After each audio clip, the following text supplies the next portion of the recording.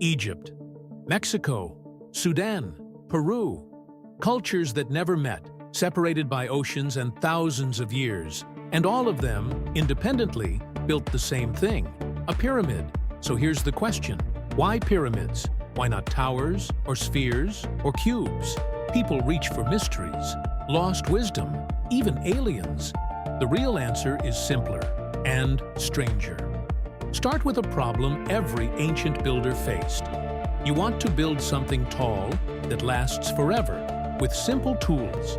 Stack stone straight up and it topples. The taller it gets, the more it wants to fall. So you widen the base, make each layer smaller than the one below, and a shape appears on its own. A wide, heavy base, a low center of gravity, nothing to topple.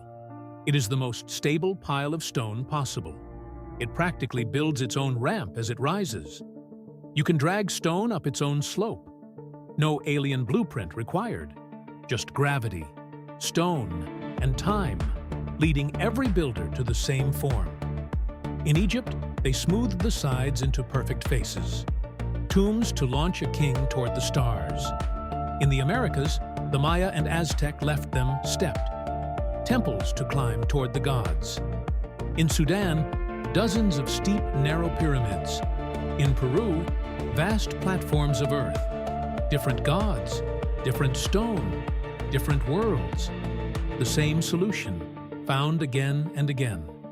Because a pyramid was never a message passed between them.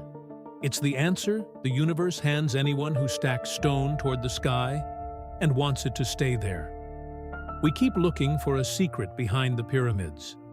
The secret is that there isn't one, just gravity, patience, and a shape so simple that every civilization, given enough stone, eventually finds it.